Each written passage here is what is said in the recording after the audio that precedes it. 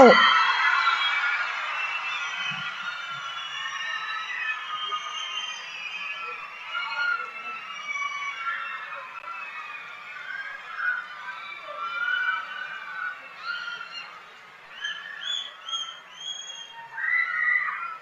ఇక్కడికి వచ్చిన ప్రజలకి మరియు తెలుగుదేశం కార్యకర్తలకి, ఎస్పెషలీ మహిళా శక్తికి నా హృదయపూర్వక నమస్కారాలు. అట్లానే మన తెలుగుదేశం జాతీయ అధ్యక్షుడు నారా చంద్రబాబు నాయుడు గారికి నా హృదయపూర్వక నమస్కారాలు, ధన్యవాదాలు కూడా ఆయనకి. ఎందుకంటే నాకు ఒక బాధ్యత, నిజం గెలవాలి అనే బాధ్యత నాకు అప్పగించారు. ఆ బాధ్యత నా స్ఫూర్తిగా నేను దాన్ని ముందుకి తీసుకెళ్ళాను. కృతజ్ఞత ఎందుకంటే ఆ నిజం గెలవాలి అనే ఆ ప్రోగ్రాంతో నేను ప్రజల్ని కలిశాను. అదే కాకుండా ముఖ్యంగా నా తెలుగుదేశం కార్యకర్తలు బిడ్డల్ని కలుసుకోవటం అవకాశం ఇచ్చాడు ఆయన. అందుకే ఆయనకి నా కృతజ్ఞతలు. అట్లానే నా జీవితంలో ఎప్పుడూ నేను మర్చిపోలేని ఘటన సెప్టెంబర్ 9వ తారీఖు. ఆ రోజు నేను ఎప్పుడు మర్చిపోను. ఆ రోజు చంద్రబాబు నాయుడు గారు ప్రజల కోసం ఆయన నంద్యాలలో జ్ఞానాపూర్లో బస్ చేస్తున్నప్పుడు అర్ధరాత్రి ఎందుకు అవసరం అండి ఆ పోలీసులకి? అర్ధరాత్రి వచ్చి ఆయన అరెస్ట్ చేసి రాజమండ్రి జైలుకి తరలించారు. ఆ అరెస్ట్ విషయం నా కుమారుడు లోకేష్ సెప్టెంబర్ 10న పొద్దున 3:30కి ఫోన్ చేసి, సెప్టెంబర్ 10 అది నా పెళ్లి రోజు. ఆ రోజు అతను ఫోన్ చేసి చెప్పాడు 3:30కి, అమ్మ నాన్నగారిని అరెస్ట్ చేశారని. నాకు అసలు అర్థం కాలేదు ఏమి చెప్తున్నాడు, ఏమి జరిగిందని. ఎందుకంటే అట్లాంటి మహానాయకుడు ఎప్పుడు ప్రజలు అనుకునే మనిషిని అరెస్ట్ చేశారంటే అది నమ్మతగ్గ విషయమే కాదు. నాకు ఏం చేస్తున్నానో కూడా నాకు తెలియదు. అప్పుడు ఆ సమయంలో నలుగురం 4 ప్రక్కకి వెళ్ళిపోయాం. లోకేష్ ఏమో ఢిల్లీలో వాళ్ళ నాన్నగారి కోర్టు కేసు విషయంలో, నా మనవడు దేవాన్స్ని హైదరాబాద్లో వదిలేశాము. అట్లానే నా కోడలు బ్రహ్మణి నేను ఇద్దరం రాజమండ్రికి తరలివెళ్ళాము. ఆ 53 రోజులు నేను ఎట్లా బ్రతికానో నాకు తెలీదు. అట్లానే ఒకరోజు చాలా రోజుల తర్వాత వాళ్ళు పర్మిషన్ ఇచ్చారు, కుటుంబం చంద్రబాబు నాయుడు గారిని కలవచ్చని. ఆ ఘటన కూడా నా జీవితంలో నేను ఎప్పుడు మర్చిపోను. ఎందుకంటే అప్పుడు లోకేష్ మేము ఒక రూమ్లో ఉన్నాం, వెయిట్ చేస్తున్నాం. నా భర్త కోసం నేను వెయిట్ చేస్తూ ఉన్నాను. అట్లాంటి సమయంలో లోకేష్ నన్ను హెచ్చరించాడు, అమ్మ నువ్వు ఆ తలుపు దగ్గరికి వెళ్ళొద్దని. కానీ ఒక భార్యగా నేను ఆగలేకపోయాను. ఆయన తీసుకొస్తున్నారని నేను ముందుకెళ్ళాను. వెళ్ళి తొంగి చూస్తే ఆయన మధ్య నుంచున్నాడు, చుట్టుపక్కల 6 పోలీసులు గన్లు పట్టుకుని. ఆ ఘటన ఇప్పుడు కూడా నేను మర్చిపోలేను. ఒక నాయకుడు ఎవరు ప్రజల కోసం బ్రతికాడో, యావత్ భారతదేశంలో ఆయన మంచి పేరు తెచ్చుకున్నాడు. అట్లాంటి ఒక చుక్క మార్క లేని చంద్రుడు ఆయన. యావత్ ప్రపంచంలో ఆయన పేరు మోగిపోయింది. అట్లాంటి నాయకుడికి ఇది అవసరమా అనేది నాకు అనిపించింది. ఆ ఘటన నేను ఇప్పుడు కూడా నేను మర్చిపోలేను. ఎందుకంటే ఆయన జీవితం అంతా ప్రజలు తెలుగుదేశం కార్యకర్తలు అనే సేవాభావంతోనే ఆయన ముందుకెళ్ళారు. అట్లానే ఆ సమయంలో ఒకరోజు చంద్రబాబు నాయుడు గారు నన్ను పిలిచి, నువ్వు 203 కార్యకర్తలు ఎవరు చనిపోయారో బాధతో ఆయన అరెస్ట్ అయ్యారని వాళ్ళ కుటుంబాన్ని నువ్వు కలిసి వాళ్ళకి భరోసా ఇవ్వాలి. పార్టీయే కాదు, మన కుటుంబం కూడా ఎప్పుడు వాళ్ళతో ఉంటామని. ఆ నిజం గెలవాలి అనే ప్రోగ్రాం అప్పుడు నేను మొదలుపెట్టాను. ఆయనతో సరే అన్నాను జైల్లో. కానీ బయటకు వచ్చి నేను ఎట్లా తీసుకెళ్ళగలను, ఈ నిజం గెలవాలి, నాకు అర్థం కాలేదు. నాకు ధైర్యం కూడా చాలేదు. ఎందుకంటే ఒక పక్కన భర్తని అరెస్ట్ చేశారు, మరొక పక్కన నాకు ఎప్పుడు అలవాట్లేదు ప్రజల్లోకి వెళ్ళటం, పెద్ద భాషలు స్పీచ్లు ఇవ్వటం, రాజకీయాలు అసలు అలవాట్లేదు. నాకు ఏం మాట్లాడాలో కూడా తెలీదు రాజకీయం తరఫున. అట్లా ప్రతిరోజు నా కుటుంబం కూడా ఉండింది నాతో. అట్లానే నా కోడలు నా కూతురుగా భావించాను నేను ఎప్పుడు తన్ని. తను నన్ను రోజు ధైర్యం చెప్పి నన్ను ముందుకు సాగనింపింది బ్రహ్మణి. అట్లానే మేము రాజమండ్రిలో దిగినప్పుడు మాకు ఒక ఇల్లు ఇచ్చిన ఆయనకి, ఆ దాతకి నా హృదయపూర్వక నమస్కారాలు, పాదాభివందనాలు కూడా. ఎందుకంటే దిగినమ్మిటే ఒక ఇల్లు కూడా లేదు మాకు. ఒక ఇల్లు ఇచ్చారు, కానీ మేము బస్సులో ఉన్నాం. ఆ ఇల్లు ప్రజల్ని కలవటానికి మేము ఉపయోగించుకున్నాం. ఆ 53 రోజులు ప్రజలు కానీ కార్యకర్తలు కానీ రోజు వచ్చి నన్ను కలిసి నాకు ధైర్యం ఇచ్చారు. అది ప్రజల నమ్మకం చంద్రబాబు నాయుడు గారి నాయకత్వం మీద. అది వాళ్ళకి గౌరవం కూడా ఆయన మీద. అందుకే ఆ గౌరవం ఈ కుటుంబం మీద కూడా చూపించారు. అది కూడా ఆయన అరెస్ట్ చేసింది ఎందుకు? స్కిల్ డెవలప్మెంట్ కేసు మీద ఆయన అరెస్ట్ చేశారు. ఆ స్కిల్ డెవలప్మెంట్ తీసుకొచ్చిందే చంద్రబాబు నాయుడు గారు. దాని ద్వారా లక్షలాది మందికి స్కిల్ డెవలప్మెంట్ జరిగింది, లక్షలాది మందికి ఉద్యోగాలు కల్పించింది ఆ స్కిల్ డెవలప్మెంట్ సెంటర్. అట్లాంటి ఆయన తీసుకొచ్చిన పరిశ్రమని ఆయన 3000 రూపాయలు లబ్ధి పొందారని, మళ్ళీ అది రుజువు చేయకుండా 327 కోట్లు తీసుకున్నారని, తర్వాత 27 కోట్లు తీసుకున్నారు. అది అవసరమా అండి ఆయనకి? ఆయన 14 ఏళ్లుగా సీఎం చేశారు. ఇప్పటి వరకు ఒక్క కేసు, చాలా ప్రభుత్వాలు ఆయన మీద కేసు పెట్టారు, కానీ ఇప్పటి వరకు ఏ ప్రభుత్వం నిరూపించలేకపోయారు ఒక్క కేసు మీద ఆయన నిర్దోహి అని. అది చంద్రబాబు నాయుడు గారు అంటే. అదే కూడా మాకు గర్వం. ఇవాళ నేను ఇక్కడ నుంచుని ధైర్యంగా మాట్లాడుతున్నాను మీ ముందల అంటే ఆ నమ్మకం అది ఉంది మా కుటుంబం ఆయన మీద. ఆయన ఎప్పుడు తప్పు చేయడండి, ఈ కుటుంబం కూడా ఎప్పుడు ఆయన చెప్పింది జవదాటం. అది చంద్రబాబు నాయుడు గారి కుటుంబం అంటే. అట్లానే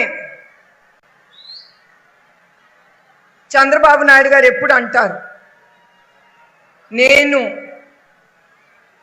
ఇక్కడ ఉంటానో రేపు ఉండను, రేపు మీ బిడ్డలు నన్ను చూస్తారో చూడరో నాకు తెలియదు, కానీ నేను చేసిన పని మిగిలిపోతుంది. ఆ పని చూసి చంద్రబాబు నాయుడు గారు చేశారు అనే ఆ మాట మిగిలిపోతుంది, అది నాకు చాలు అని కోరుకున్నారు. అది కూడా ఆయన నమ్మారు. అట్లానే కూడా ఆయన ముందుకెళ్ళారు.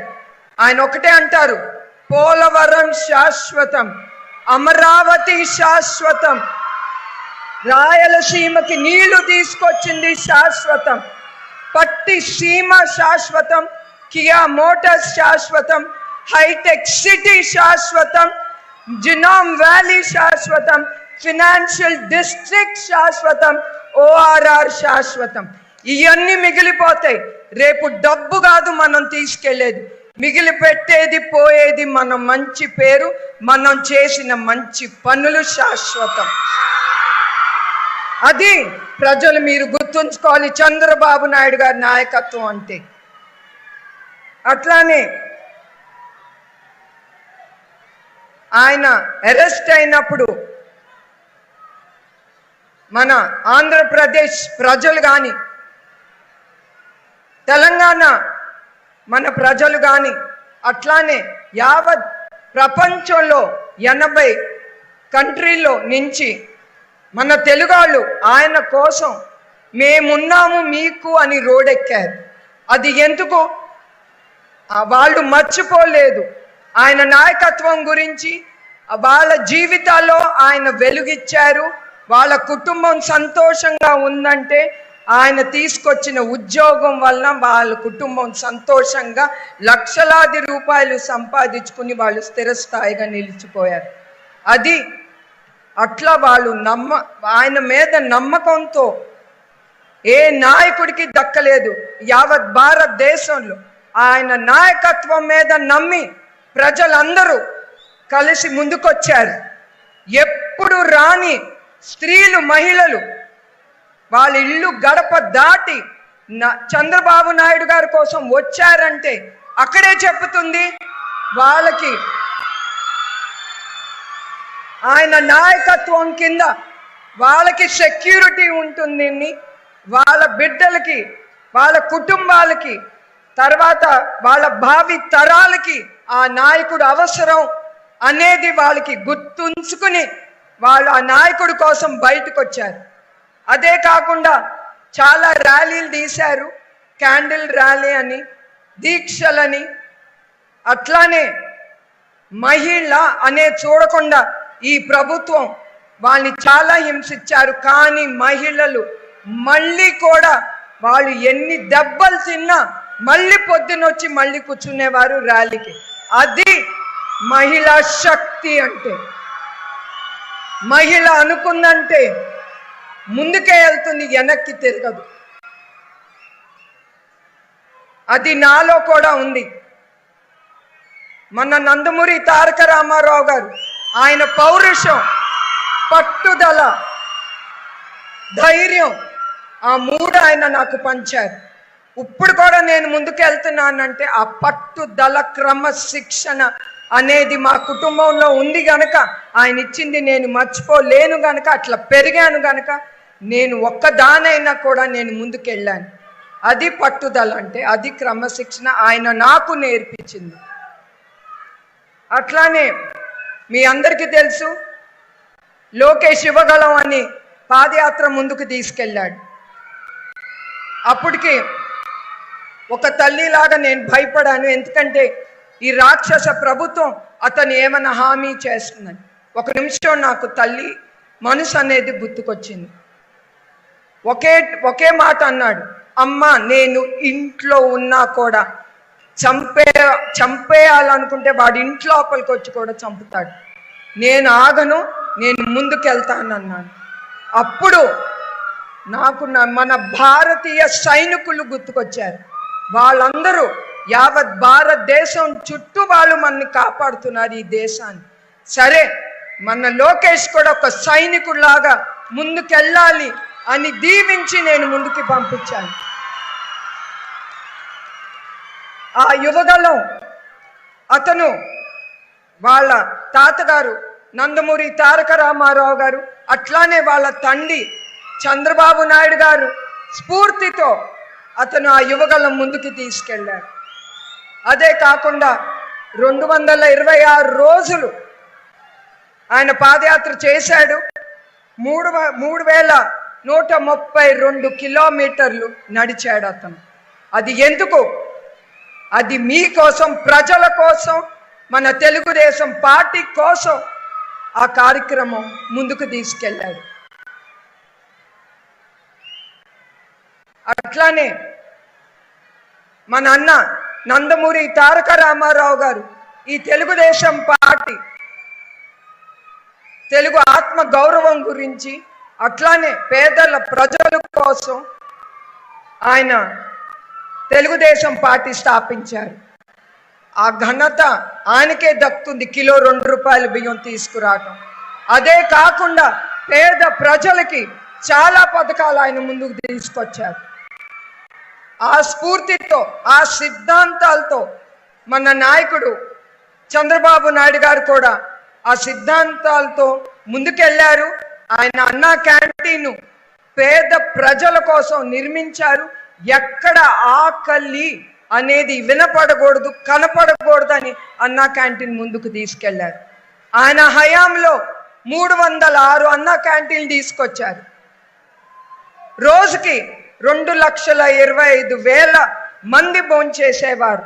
ఒక్క సంవత్సరంలో 7.5 కోట్ల పేద ప్రజలు భోంచేసేవారు ఆ అన్నా క్యాంటీన్లో. అట్లాంటి అన్నా క్యాంటీన్లు మూసేసి వాళ్ళ పొట్టన కొట్టింది ఈ రాక్షస ప్రభుత్వం. పేద ప్రజలు పొట్టన కొట్టింది. ఇంకేమనుకోవాలి ఈ ప్రభుత్వం గురించి మీరే ఆలోచించాలి. అట్లానే కొంతమంది దాతలు మరియు తెలుగుదేశం కార్యకర్తలు లోకేష్ కానీ చంద్రబాబు నాయుడు గారు కానీ అన్నా క్యాంటీన్లు ముందుకు తీసుకెళ్లారు. ఆ ప్రతి ఒక్క దాతకి కార్యకర్తకి నా హృదయపూర్వక నమస్కారాలు. ఆ అన్నా క్యాంటీన్ నడుపుతున్నందుకు. అట్లానే ఈ నిజం గెలవాలి అనే యాత్ర ముందుకు తీసుకెళ్లేటప్పుడు నేను చాలా వర్గాల ప్రజల్ని నేను కలిశాను. మత్స్యకారులు, కార్మికులు, మైనారిటీ సోదరులు చాలా మందిని కలిశాను.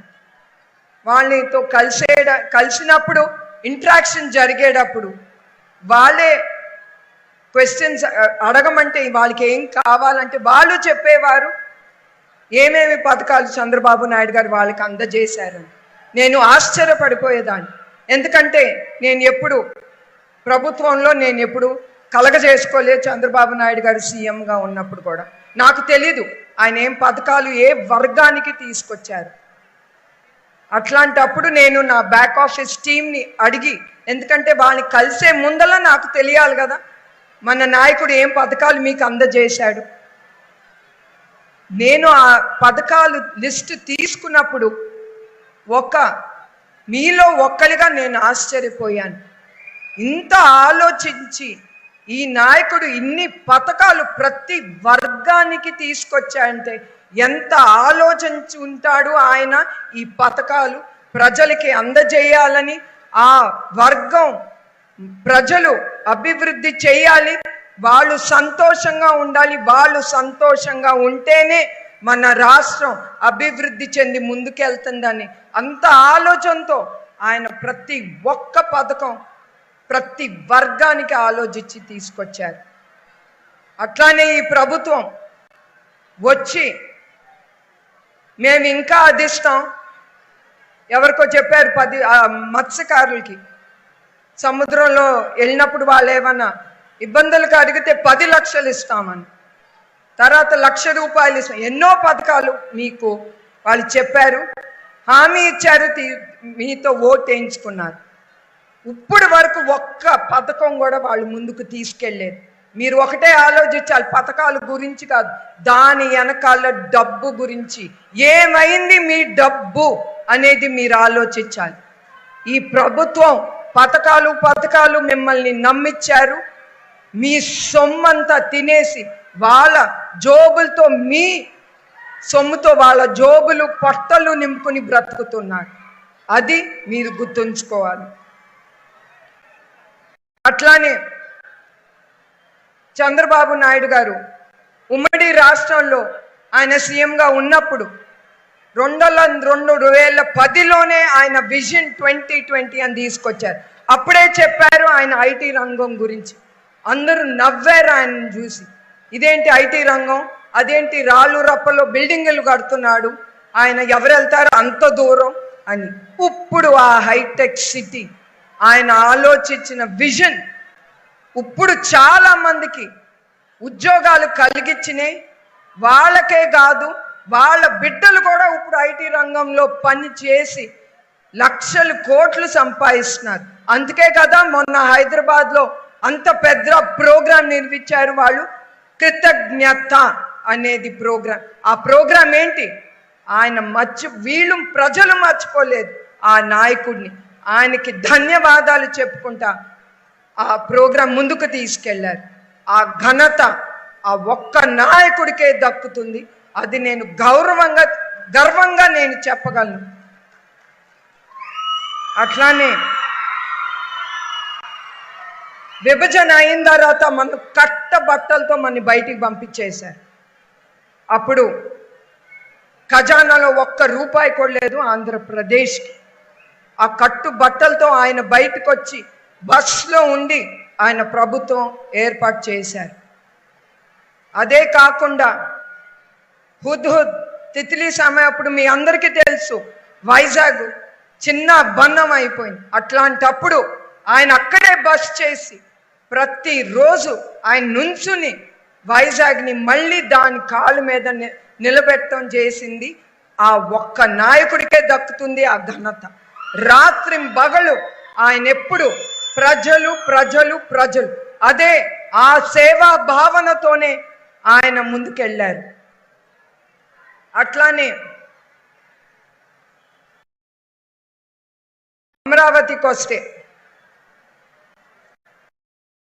యావత్ ప్రపంచంలో ఎవరికి జరగలేదు. అది ఏ నాయకుడిని ఎవరు నమ్మలేదు. అది చంద్రబాబుకే దక్కుతుంది. మళ్ళీ ఆ ఘనత కూడా మన అమరావతి అన్నదాతలు చంద్రబాబు నాయుడు గారి నాయకత్వం మీద నమ్మి 30,000 ఎకరాలు ఆయన చేతిలో పెట్టారు. ఆయన అప్పుడే అన్నారు అమరావతి మన రాజధాని అని. అట్లాంటి అమరావతి ఈ ప్రభుత్వం వచ్చి చాలా అరాచకాలు మన అన్నదాతల మీద చేశారు. అది కూడా మనం ఎప్పుడు మర్చిపోకూడదు.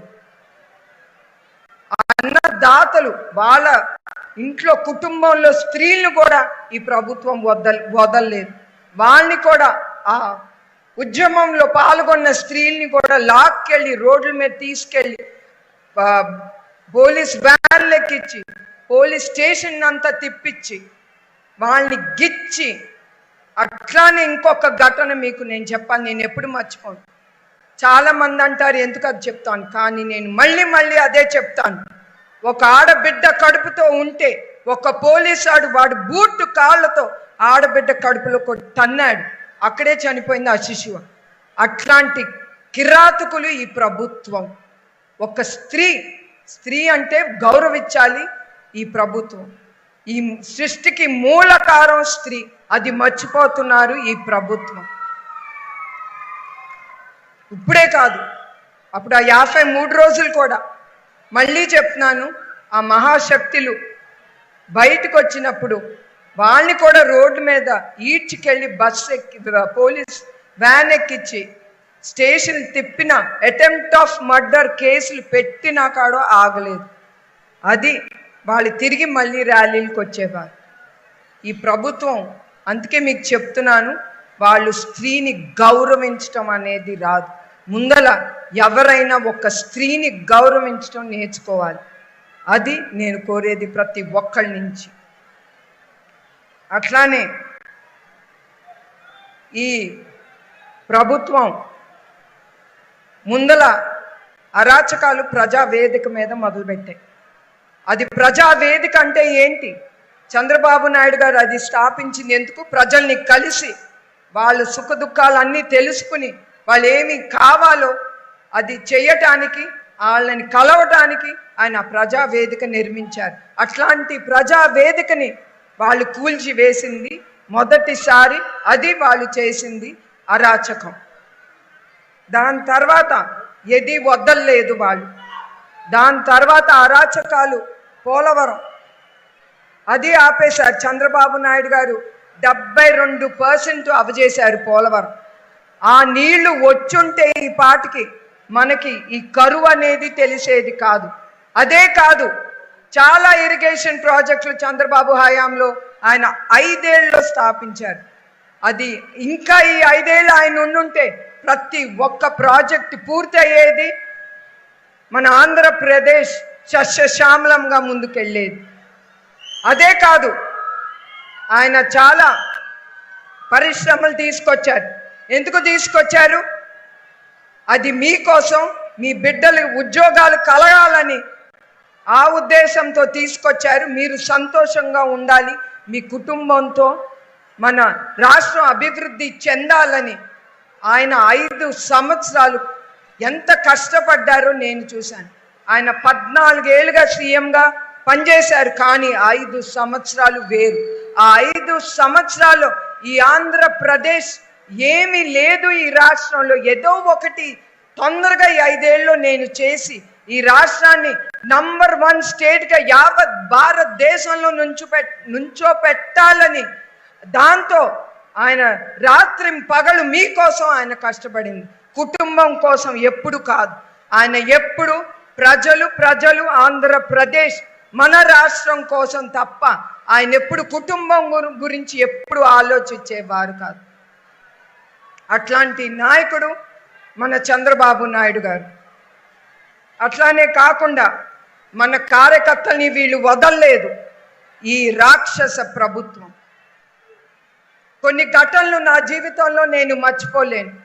మన కార్యకర్తలు నా బిడ్డల మీద జరిగిన అరాచకాలు.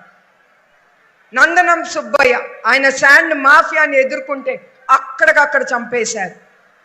అట్లానే మాచర్ల చంద్రయ్య ఆయన్ని కూడా పట్టుకుని జై జగన్ జై వైసీపీ అని ఆయనకి కత్తి చూపిస్తే కూడా ఆయన బెదరకుండా జై చంద్రబాబు జై తెలుగుదేశం అని ఆయన కన్ను మూశాడు. అక్కడికక్కడ ఆయన్ని నరికి చంపేశాడు. మన కార్యకర్తలు మనం ఊరుకోకూడదు. ఇవన్నీ మీరు మర్చిపోకూడదు. అందుకే నేను మీకు గుర్తు చేసేది. అట్లానే మన స్త్రీ కార్యకర్త హంసవేణి బంగారుపాలెం ఆ అమ్మాయి కూడా నీళ్ళు రావట్లేదని పంపులో తను వెళ్ళి వాళ్ళ తెలుగుదేశం లీడర్కి చెప్పుకుంది బాధ. అది విని ఈ వైసీపీ నాయకులు ఒక స్త్రీ అనేది కూడా చూడకుండా ఆ అమ్మాయిని పట్టుకుని 2 కళ్ళు పీకేశారు. ఇప్పుడు ఆ అమ్మాయికి చూపు లేదు. ఆ అమ్మాయికి ఒక కొడుకు, కాళ్ళు చేతులు పనిచేయవు. 66 ఏళ్ళ అమ్మ. ఆ అమ్మ చూసుకోవాలి వీళ్ళిద్దరిని. ఇది వీళ్ళు చేసే అరాచకం మన తెలుగుదేశం కార్యకర్తల మీద. అట్లానే వాళ్ళు మన కార్యకర్తలనే కాదు ప్రజల్ని కూడా వాళ్ళు వదలట్లేదు. ప్రజలు నంద్యాల్లో షేక్ అబ్దుల్ సలాం అతను కూడా ఈ ప్రభుత్వం అరాచకాలు భరించలేక అతను భార్య 2 బిడ్డలు 3 అందరూ కలిసి ఆత్మహత్య చేసుకున్నారు. అట్లానే మిస్ బా కేసు మీ అందరికీ తెలిసి ఉండొచ్చు. స్కూల్కి వెళ్ళే పిల్ల, ఆ పిల్ల నంబర్ 1గా నుంచునేది క్లాస్లో.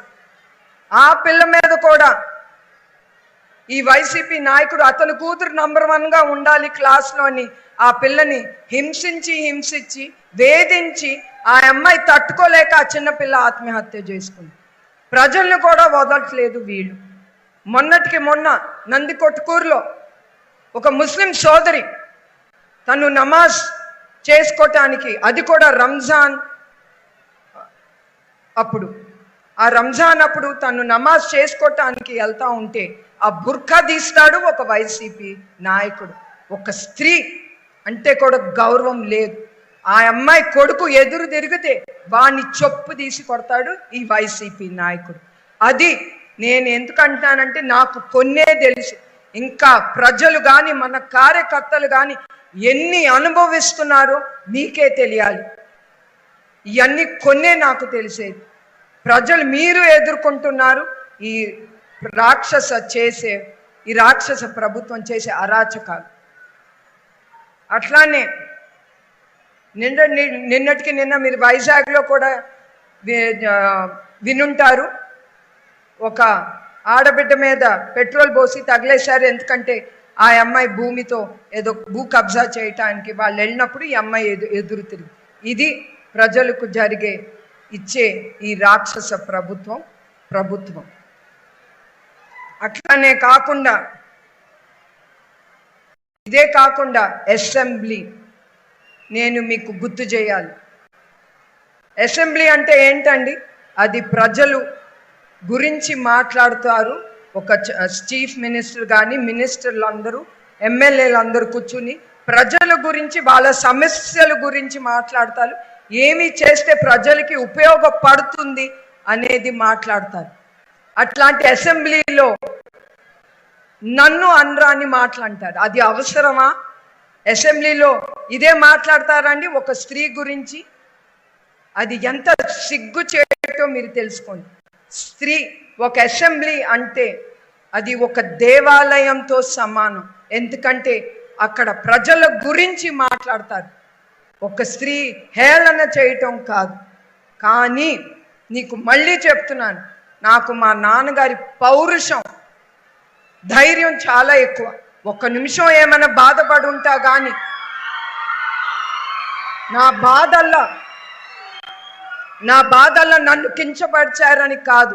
వాళ్ళకి అవసరమా అసెంబ్లీ అనేది, ఆ స్థానం ఇది మాట్లాడటానికనే బాధ తప్ప నా గురించి మాట్లాడారని కాదు. నేను ఎవరికి నేను చెప్పుకోక్కర్లేదు నేను ఎట్లాంటి దాన్ని. నేను బ్రతికేది నా కోసం, ఒకళ్ళ కోసం కాదు. అట్లానే ఆ క్రమశిక్షణ మా నాన్నగారు ఎట్లా నేర్పించారో అట్లానే మా తల్లిగారు కూడా మమ్మల్ని ముందుకు తీసుకెళ్ళింది మా తల్లిగారు. క్రమశిక్షణ, ధైర్యం అంతా ఆయనదవుతే ఒక ఆడపిల్ల ఎట్టా నడుచుకోవాలో, కుటుంబాన్ని ఎట్టా తీర్చిదిద్దాలో చేసింది మా తల్లి. ఎందుకంటే మా నాన్నగారు ఆ సమయంలో ఆయన రాత్రింబగలు కుటుంబం కోసం కష్టపడేవారు. మా కుటుంబాన్ని ముందుకు తీసుకెళ్ళింది మా తల్లి బసవరామ తారకం గారు. ఆవిడెక్కడున్నారు ఇప్పుడు కూడా ఆవిడికి నా పాదాభివందనాలు. ఒకటే చెప్పేది ఆవిడ, ఒక తల్లికి ఒక కూతురు ఏం చెప్పాలో, నీకు ఇప్పుడు పెళ్ళయింది, నువ్వు ముందర నీ భర్తను చూసుకోవాలి, దాని తర్వాత మీ అత్తగారు మామగారు, దాని తర్వాత మీ ఆడబడుచులు. ఆ మాట నేను ఇప్పుడు కూడా మర్చిపోలేను. అట్లానే నేను ఆవిని కూడా స్ఫూర్తిగా పెట్టుకుని నేను ముందుకెళ్తున్నాను. అదే కాకుండా ఇప్పుడు మీరు చూస్తానే ఉన్నారు, వింటానే ఉన్నారు. ఇప్పుడు చేసే ఈ ప్రభుత్వం నంబర్ 1 స్టేట్గా ఉంది యావత్ భారతదేశంలో. దేనికమ్మా మీరు చెప్పండి? చాలా గొప్ప స్టేట్ మంది. శాండ్ మాఫియా, భూ కబ్జా, గంజాయి, కల్తీ మద్యం, ఇది వీళ్ళు చేసే గొప్ప పని. ఇది మనం చాలా గొప్పగా చెప్పుకోవాలి. ఆ పరిస్థితిలో ఉన్నాం మనం. సిగ్గుచేటు మనం ఈ రాష్ట్రంలో ఇట్లా పుట్టి ఇట్లాంటి పేరు తెచ్చుకుంటున్నామా మనం అని మన సిగ్గుతో తల దించుకోవాల్సి వస్తాను. మొన్నటికి మొన్న మీరు ఇనే ఉంటారు, 20,000 కేజీలు గంజాయి దించారు వైజాగ్లో. ఇప్పుడు దాకా 3 రాజధానులు అన్నారు. ఇప్పుడు దాకా ఒక రాజధాని కూడా ఈ 5 సంవత్సరాలు వాళ్ళు తీసుకురాలేదు. వైజాగ్ రాజధాని అన్నారు, దాన్ని గంజాయి రాజధానిగా నిర్మిస్తున్నారు. ఆ గంజాయి దించారు సరే, అది మన యువకులకి అలవాటు చేసి, ఆ యువకులు ఏం చేస్తున్నారు, మన ఇంట్లో ఆడబిడ్డలకి అలవాటు చేసి వాళ్ళని చాలా అత్యాచారాలు వాళ్ళ మీద చేస్తున్నారు. ఆడబిడ్డలు వాళ్ళు బయట చెప్పుకోలేరు వాళ్ళు పడిన ఈ అరాచకాల గురించి. వాళ్ళు ఇవన్నీ భరించలేక మన ఆడబిడ్డలు ఆత్మహత్యలు చేసుకుంటున్నారు సిగ్గుతో. అట్లానే 30,196 స్త్రీలు ఈ ప్రభుత్వం వచ్చిన తర్వాత కనపట్లేదు. ఇప్పుడు కూడా వాళ్ళు ఎక్కడున్నారో తెలీదు. ఇది ఈ అరాచకాలు చేసేది ఈ రాక్షస ప్రభుత్వం. అట్లానే కల్తీ మద్యం అనేది అందరికీ అలవాటు చేశారు. దానికి అలవాటు పడి చాలామంది అనారోగ్యాలు పడుతున్నారు, చనిపోతున్నారు కూడా. కానీ చివరికి బాధపడేది ఎవరు? కుటుంబం అనేది బాధపడుతుంది. స్త్రీ ఆ కుటుంబాన్ని ఎట్ట ముందుకు తీసుకెళ్లాలో కూడా తెలియని పరిస్థితుల్లో మిగిలిపోతుంది ఆ స్త్రీ. అట్లానే చంద్రబాబు నాయుడు గారు ఇండియా ట్రస్ట్ అనేది ఆయన స్థాపించారు. దానికి ఇప్పుడు నేను మేనేజింగ్ ట్రస్టీని. కానీ అక్కడ కూడా ఆయన కార్యకర్తల గురించి ఆలోచిస్తున్నారు. వాళ్ళ బిడ్డలు చదువుల కోసం చల్లపల్లి స్కూల్లో ఆయన ఎన్టీఆర్ ట్రస్ట్ స్కూల్ స్థాపించారు. ఇప్పుడు వరకు 6,449 బిడ్డలు, కార్యకర్తల బిడ్డలు చదువుకుని బయటికి వెళ్ళారు. అది గొప్పతనం. మా ట్రస్ట్ గురించి మీకు చెప్పాలి. అట్లానే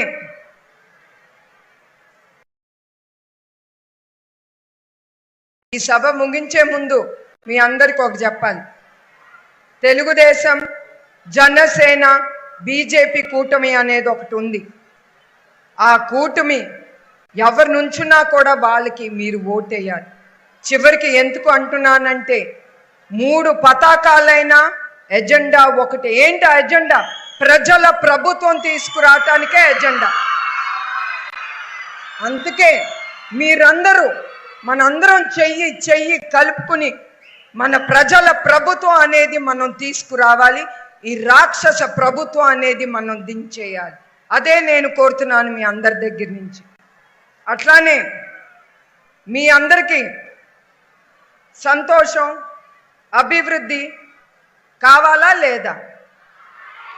కావాలి కదా.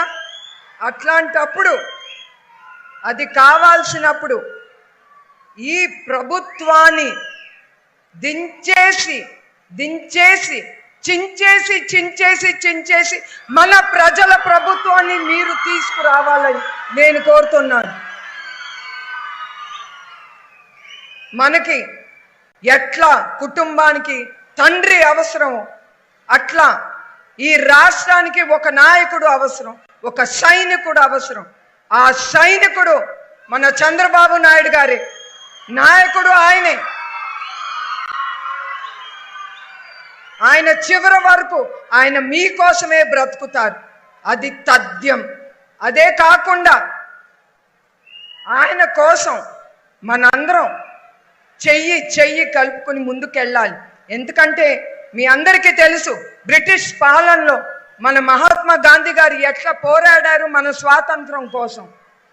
ఆయన ఒక్కడి వల్లే కాదు, కానీ అది యావత్ భారతదేశం స్వాతంత్రం కోసం ఆయనతో చెయ్యి కలిపారు కనుక మనకి స్వాతంత్రం అనేది లభించింది.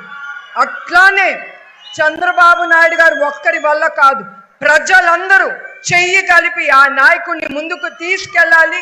మన ప్రభుత్వం అనేది ప్రజల ప్రభుత్వం. మనది అంటే ప్రజలు.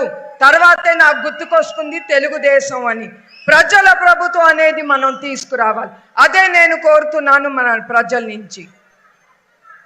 అట్లానే మీరు ఒకటి నాకు చెప్పాలి, ఈ పార్టీ స్థాపించింది ఎవరు? మీరు చెప్పండి. నందమూరి తారక రామారావు గారు. ఆయన కను సైగల్లో మనం పుట్టి పెరిగాం. ఆయన పులి, మనం అందరం ఆయన పులి బిడ్డలం.